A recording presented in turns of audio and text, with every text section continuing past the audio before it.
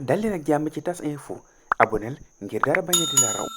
gannaaw jàpp ko kii di Serigne Bara Ndiaye kii di Serigne Mara Niass moom moomee toogu la ndaxte démb la amal ab jano boo xamante ne xamle na ci ay kàddu yoo xamante ni jëmale na ko ci kii di le président Macky Sall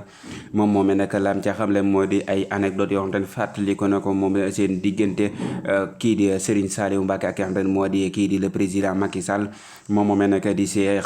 di Serigne Mara Niass lam ko xamlal moo di kii di le président Macky Sall ni ko kat kii di Abdoulaye kii di la Serigne Saliou Mbacké jiwoonu la lu mel ni teraanga jëm la jiwoon bëggees na nga fay ko ndaxte li nga xamante ne moom lañ leen def mu di tëju kii di Serigne Bara Ndiaye bokk ci seen ñooñ dani loolu de lu li nga xamante ne moom la ko Serigne Saliou jiwoon ndaxte ñoom Serigne Saliou la mu leen jiwoon te it tegan ko ci ki nga xamante ne moo di Macky Sall le président mooy dekkoon ak jàmm ak it ak yiide waaye daal gis na ni ñoom jamono ji day mel ni daal ñoom ñi nga xam ne ñoo di nit yi daara yi day mel ni yiir gën leen defoon day mel ni des na lool loolee la xamle am kàddu yu bëri bëri yoo xam ne teg na ko ca ba mujjee di yëkkat di jooy ba tàggali ko ak li nga xam ne moo di sagom nekkat beneen mbir moo xam te ne moo méttee métti la ci ki nga xam ne moo di Serigne Bara Ndiaye mi nga xam ne jamono ji ma nga fële ca sûreté urbaine te it tey ji waree seen na ko diglu moo ki nga xam ne moo di ab janoom ak ki nga xam ne moo di procureur bi kii nga xam ne nag moo di ndey mbir ji nga xam ne moo waralal mbir yooyu yëpp mu di kii di Ousmane Sonko moom moom nga xam ne kii di Serigne Bara Ndiaye moom la daan jukko di ko défendre ci yenn te ci ay propos moom moomee di Ousmane Sonko këram nga ba léegi ma nga ñu barricade doonte démb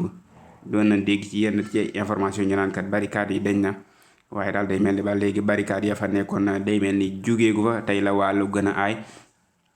nekkaat beneen mbir ci ni barricade yooyu ba léegi ni jógeegul foofee nga xam te ne fa la nekk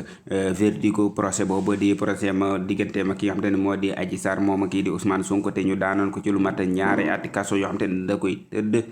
ak ki nga xam te ne moo di Ndeye Khady Ndiaye moom moomee tëdd war naa tëdd lu mat ñaari atu kaso waaye moom Ndeye Khady Ndiaye moom ñi nga xam te ne ñoo di ay avocat ma déposé na li nga xam te ne moo di ab recours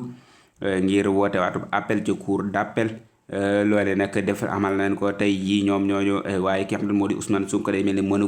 koo def ndaxte teewul ca li nga xam ne moo di àtte goo nga xam te ne moom lañ ko doon amal waral moom ab recours du ko mën a def waaye ki nga xam ne moo di Ndeye Khady Ndiaye ay avocat am déposé na li nga xam ne moo di ab recours ci li jëm ci àtteeg mbir moom mu di diggante kii di Ousmane Sonko ak xam ne moo di Adji Sarr moom itam Ndeye Khady Ndiaye bokkoon ca loole moo fi nekk ci ay xibaar wéy leen di abonné ngir